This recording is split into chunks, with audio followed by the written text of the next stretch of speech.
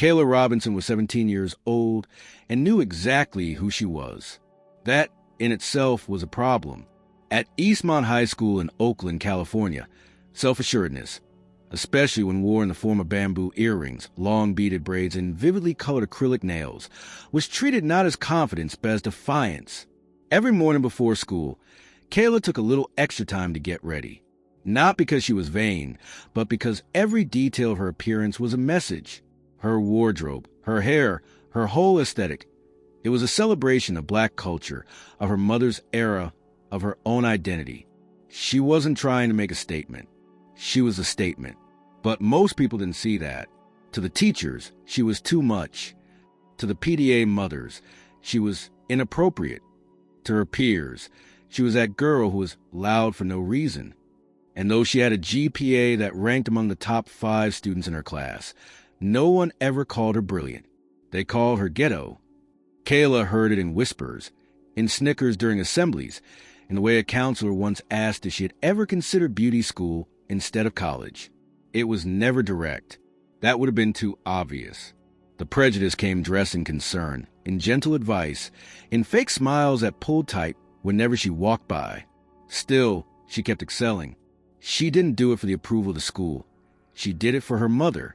Denise Robinson was a single mom who worked double shifts as a city bus driver, rarely got home before midnight, and still managed to attend every parent-teacher conference, even as she showed up in her work uniform, smelling faintly of diesel and peppermint gum. You don't have to impress nobody but yourself, Denise told her once while braiding her hair late at night. They're going to talk whether you win or lose, so you might as well win. And Kayla was winning. That's why, on a Monday morning in late May, the school principal announced her as a valedictorian speaker for Eastmont High's graduation ceremony. There was no applause when her name was called during morning announcements. Just a long, awkward silence. By lunch, the news had made its way into the parents' group chat on Facebook. And by the next morning, a collective email had been sent to the school administration by a group of mothers, mostly white and upper middle class, who felt deeply concerned. The subject line read, "A question of representation." The email itself was less subtle. It questioned whether Kayla, while certainly accomplished, truly embodied the values the school wanted to present at such a prestigious event. There were veiled references to tone and professionalism. One sentence stood out. Are we really saying that this is the image we want to present to our community? The principal didn't respond right away, at least not publicly. But word got around. Teachers whispered in lounges. Students talked in hallways. Some shared the email on Snapchat, redacting names but not intentions. It wasn't long before the phrase "too ghetto to graduate" started showing up on Twitter posts and Instagram captions, often paired with a selfie of Kayla in class. She pretended not to care. But when she sat down at her usual lunch table and found it mostly empty, the truth was hard to ignore. Even her closest friends had grown quiet around her. Nia, who had once begged Kayla to help her with chemistry homework, now only offered small smiles from across the room. Marcus, who had walked her home after late study sessions, suddenly had football practice every afternoon. No one said anything cruel to her face, but no one stood by her either. One afternoon, she overheard a group of students joking near the vending machines. She gonna give her speech in slang? Like, "Yo, shout out to my homies, we made it." Laughter. Bet she shows up in Jordans and a fur coat. Ghetto Barbie goes Ivy League. She walked past them like she didn't hear a thing. She had gotten good at that. That night, she didn't eat dinner. Her mother noticed. "They say something stupid again?" she asked. Kayla nodded, tears swelling but refusing to fall. Denise sat beside her. "Look, baby, you don't have to change a damn thing. You got that spot because you earned it. They mad because they ain't never seen someone like you speak from that stage. Let them be mad. Let them choke on it. But what if I embarrass myself?" Her mother placed a hand on her shoulder. "You embarrass yourself by pretending to be less than who you are." Those words stayed with Kayla as the days crept closer to graduation. She kept her head down. She turned off her phone. And late into the night, she started writing. But this wouldn't be a typical graduation speech. She wasn't going to thank the faculty. She wasn't going to list off school mascots and class memories and hopeful cliches. She was going to tell the truth. And that truth began with a question she'd never been able to shake. Why is being myself not enough? She filled notebook after notebook, trying to find the right words. Not polite words. Not safe ones. Real ones. Because if they're going to call her too ghetto, then she might as well speak like someone who had nothing to lose. The school hallways began to hum with tension that wasn't loud, but sharp and precise, like a whisper too deliberate to be ignored. The announcement of Kayla as valedictorian had cracked something open in Eastmont High. What had once been passive dismissal of her presence was now active scrutiny. Every move she made was watched, dissected, and often mocked. The phrase too ghetto had metastasized beyond a few ignorant jokes. It became a running punchline in group chats, in passing conversations, in memes that spread like wildfire on Instagram and TikTok. One in particular stung more than the others. It showed Kayla, mid-sentence during a classroom presentation, eyes animated, hands gesturing, passion in her voice. The caption read, "Coming to a graduation stage near you. Volume 100. Grammar pending." It had over 1,000 likes in a matter of hours. She wouldn't have even seen it had it not been for Deja, a girl from her AP Lit class, who showed it to her during passing period with a tight-lipped expression of pity disguised as solidarity. "I just thought you should know," she said before walking away. Kayla deleted every social media app on her phone that afternoon, but the damage was already internalized. The looks, the snickers, the careful avoidance by teachers who had once praised her work, when it didn't come attached to a voice that made them uncomfortable, it was all taking its toll. Even her usual sanctuary, the library, had become hostile territory. A group of students at the back table lowered their voices when she walked in, only to erupt in laughter once she passed. Her friends, what was left of them, avoided the topic altogether. Nobody asked how the speech was going. Nobody offered to help. When she sat down at her usual lunch table, they made room, but they didn't engage. It was as if her presence had become radioactive. They didn't want to be caught in the fallout. One night, sitting at the kitchen table with a half-finished speech and a pile of untouched homework, Kayla found herself staring at a reflection in the window. She looked tired. Her braids were fuzzy from stress-tossed sleep, her eyes dull from too many nights spent feeling like an imposter in her own school. She had rewritten the opening lines of her speech a dozen times, each version weaker than the last. Each draft felt like it was trying too hard to please people who had already made up their minds. Her mother noticed. She placed a bowl of mac and cheese beside her, but said nothing at first. Then, slowly, she pulled out the chair across from her daughter. "You still gonna speak, right?" Denise asked softly. "I don't know." Kayla didn't look up. Her voice was a whisper, uncertain, the opposite of what it had once been. "They already don't want me up there. If I mess up, it's just proof. If I tell the truth, they'll say I ruined graduation. And if I play it safe, I'll just disappear like they always wanted me to." Her mother nodded, processing the weight of the words. Then she stood, walked into the hallway, and returned holding something in her hand, a yellowing envelope, edges frayed. She placed it in front of Kayla. "What's this?" "Read it." Inside was a letter. The handwriting was small and crooked, like someone who wrote carefully but hadn't yet mastered spacing or rhythm. It began, "Hi, Kayla. I don't think you know me, but I see you every day." It was from Aaliyah, a freshman. She wrote about being scared to speak up in class, about being called aggressive for asking questions, about sitting alone at lunch because the other girls said her hair smelled weird. She wrote about Kayla, how seeing her walk confidently through the halls gave her hope that she wasn't the only one. "You don't know this," the letter ended, "but when I feel like crying, I pretend I'm you. You're the reason I haven't asked my mom to transfer me." Kayla didn't cry easily. She learned a long time ago that tears didn't change much. But that night, she let herself break. Quietly, without sobs or dramatics, just a slow, steady letting go. Her mother said nothing, just rubbed her back the way she used to when Kayla was a little girl and too sick to sleep. By morning, something in her had shifted. She went back to her notebooks, not the ones with the watered-down speech, but the first one, the one with the opening line she had scribbled down in a burst of anger weeks earlier. Why is being myself not enough? She didn't delete it this time. She built on it. That day at school, during the final speech rehearsal, she was called into the principal's office. The room was over-decorated with motivational posters and certificates of community outreach. Principal Harris was seated at her desk, legs crossed, eyes trained on the typed version of Kayla's submitted speech. "We're just going over everyone's final drafts," she said, gesturing to the paper with a stiff smile. "Yours is strong, but perhaps it could benefit from a slightly softer tone. Something more inclusive." "Inclusive?" Kayla asked. "Well, it's a special day. Families, children. It's a celebration. We wouldn't want to make anyone uncomfortable."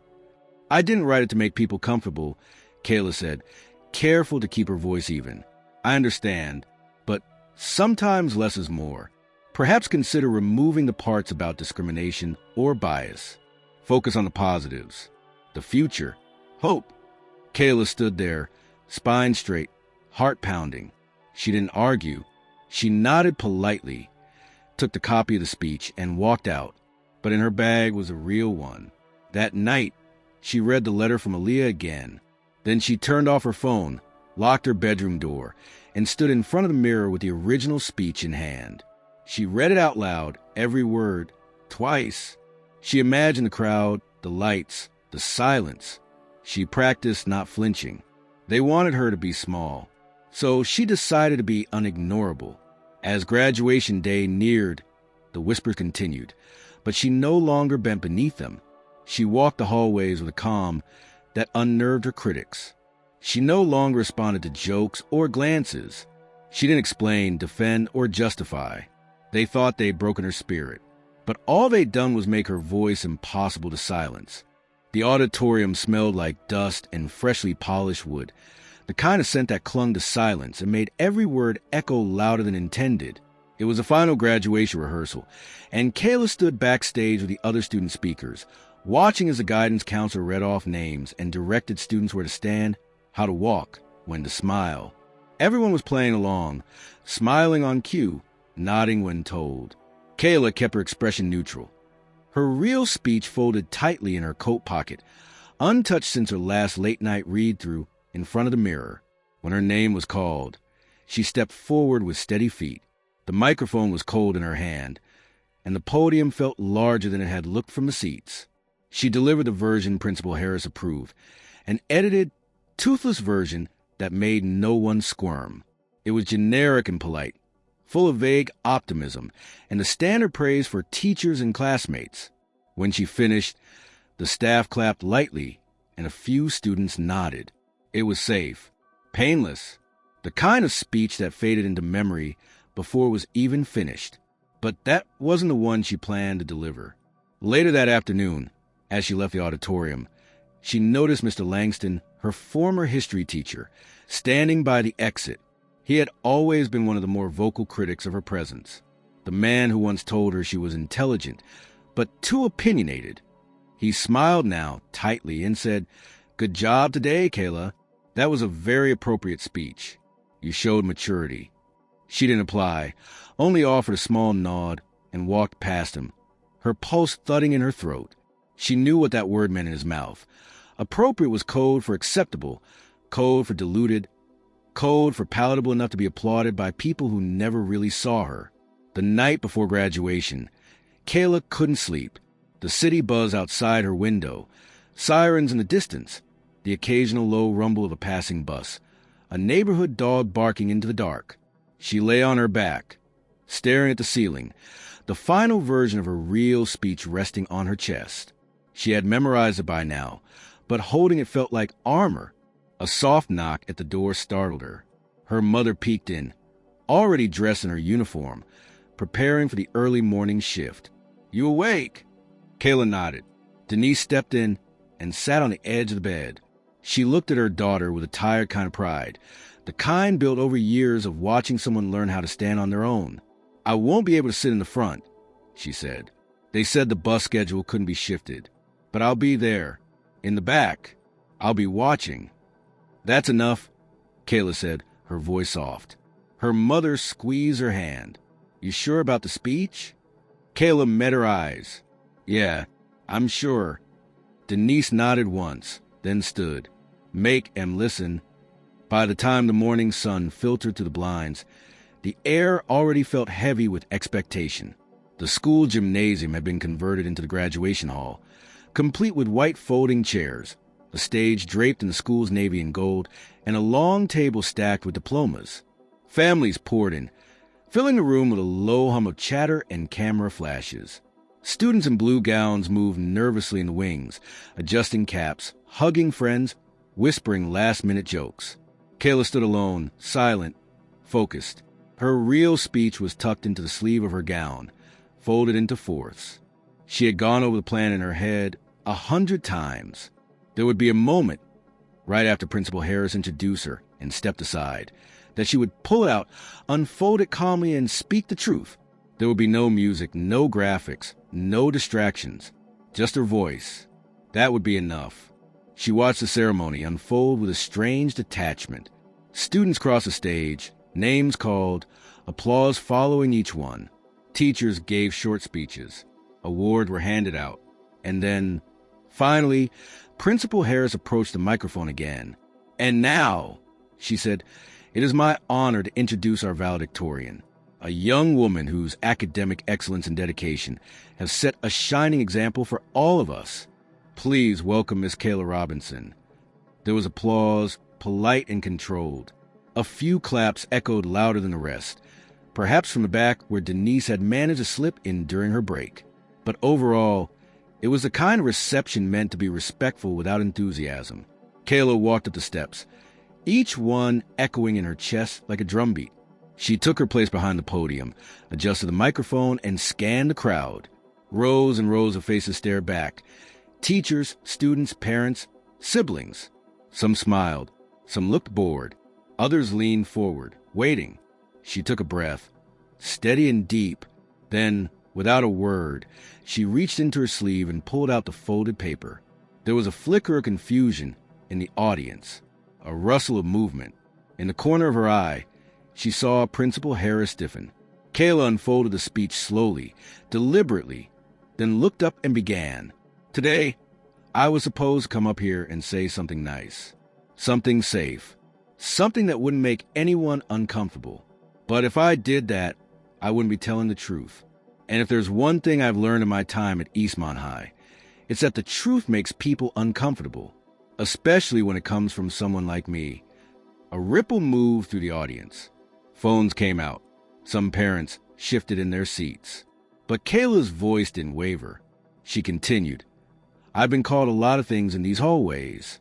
Loud, aggressive, unprofessional, too ghetto. Not because of anything I've done, but because of how I speak, how I dress, how I carry myself. Because I come from a neighborhood some of you would never drive through. Because I wear my culture like a crown, and some of you see it as a costume."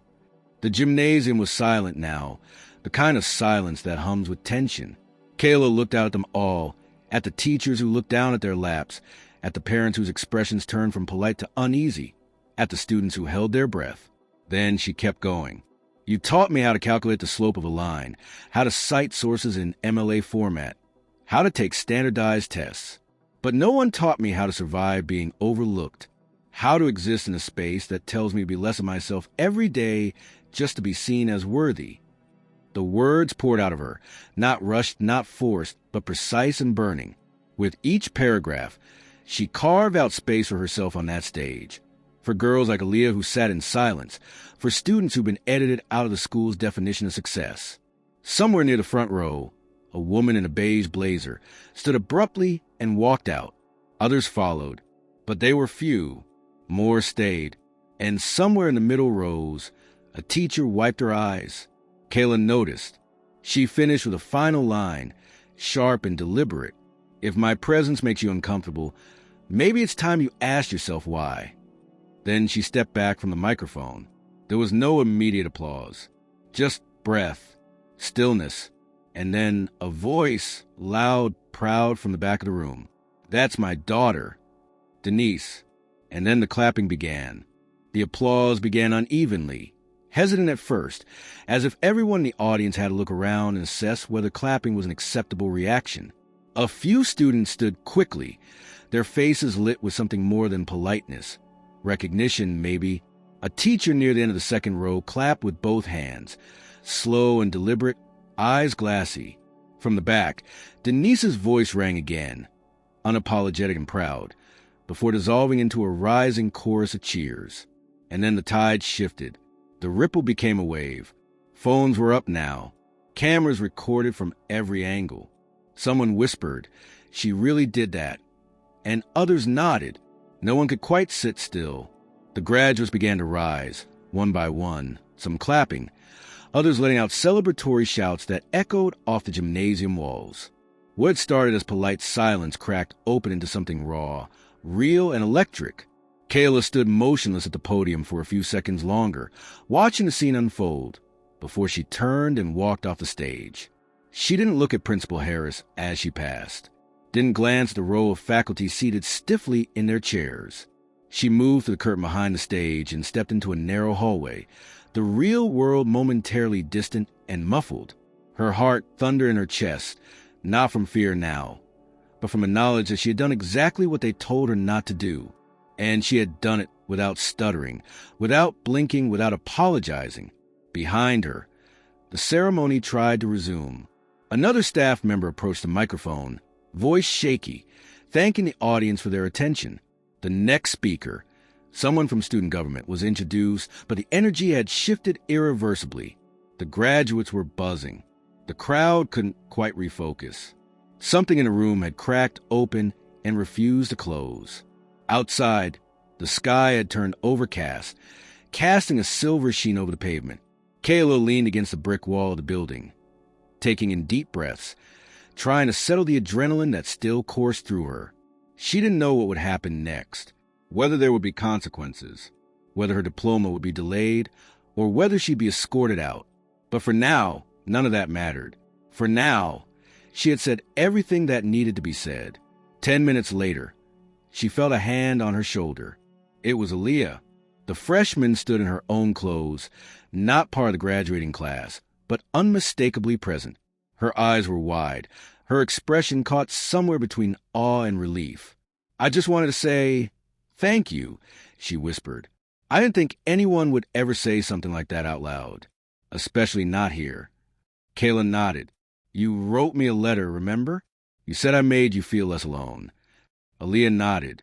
"You made me feel like I could be somebody." Kayla smiled for the first time that day. Genuine, deep. "You already are." They stood there for a few more seconds before Aaliyah was called back by her older sister. Kayla watched her go, the girl's small figure disappearing into the crowd, now pouring out of the building. In the hours that followed, things moved faster than she could track. The video had made it online before the ceremony even ended, posted by a student in the front row who would tag it with, "When your valedictorian refuses to play nice." By the time Kayla returned home, it had already been reposted hundreds of times, spreading across Twitter, TikTok, Instagram. Comments flooded in, some praising her courage, others spewing the same coded language she called out in her speech. But the volume, the speed, it was undeniable. By that evening, local news stations had picked it up. "Oakland student shakes graduation with unfiltered speech," read one headline. Another said, "Teen valedictorian breaks mold with bold words on identity and prejudice." Every article used a different frame, but the heart of the story remained. She had spoken the unspeakable. She had challenged the silence. Denise sat next to her on the living room couch, holding her phone awkwardly, squinting at the small screen as videos played and replayed. At one point, she turned to her daughter and asked, "Are you okay with all this?" Kayla shrugged. "I don't know. I didn't do it for all this." "I know," her mother said. "That's why it matters." It was around 11 o'clock that night when the call came. Unknown number. Kayla almost let it go to voicemail, but something told her to answer. The voice on the other end was warm but professional, crisp but not rushed. "Miss Robinson, this is Claire Washington. I'm calling on behalf of Howard University's Department of Student Leadership and Advocacy. I believe I just watched your speech about 5 times. Kayla sat up straight. Yes, this is Kayla. We've been following some of your academic work, the woman continued. And I have to say, this moment, what you did today, it speaks volumes not just about your integrity, but about your leadership potential. I don't want to get ahead of myself, but we'd like to formally extend an invitation for you to join our Leadership Fellows program this fall. It comes with full scholarship. Kayla's mouth went dry. She couldn't speak. For a moment, she thought maybe it was a prank call, but the voice was too real, the details too specific. There's more, Claire added. We're launching a national initiative centered on equity in education, and we're looking for authentic voices to help shape its vision. After what I saw today, I think you'd be a perfect fit. Kayla finally managed to say thank you, though it felt insufficient. She jotted down details, promised to follow up with the paperwork. When the call ended, she sat in stunned silence, the phone still in her hand. Her mother looked over from the kitchen. Good news? Kayla turned slowly. They offered me a full scholarship and a leadership role. Denise leaned against the counter, blinking. Then she nodded, a slow smile spreading across her face. Of course they did. That night, Kayla didn't sleep much. She lay awake staring at the ceiling again, but this time, her mind wasn't racing with doubt. It was filled with possibility. Not because of the scholarship or the attention, but because something had shifted in the way she saw herself. She had stopped asking for permission to belong. She had stopped waiting for approval. She had taken the stage, and instead of performing, she had testified. And people had listened. In the days that followed her speech, Kayla's world expanded in directions she could never have imagined. What began as a ripple in her school gymnasium became a tide washing across the digital landscape. By Monday morning, major national outlets had reached out for interviews. Teen Vogue requested a feature. NPR wanted her on a Youth Voices segment. Even a well-known civil rights podcast messaged her on Instagram, asking if she'd be willing to talk more about authentic resistance in academic spaces. Her name was everywhere, often attached to headlines that use words like brave, defiant, or unapologetic. But while the outside world applauded, the atmosphere at Eastmont High remained conspicuously tense. Some faculty members avoided eye contact altogether. Others offered clipped congratulations that felt less like support and more like obligation. The silence in the hallways was no longer about indifference. It was laced with discomfort, not because she had failed, but because she had succeeded without bending. Principal Harris called her into the office again the following Thursday. This time, her tone was more measured, almost careful.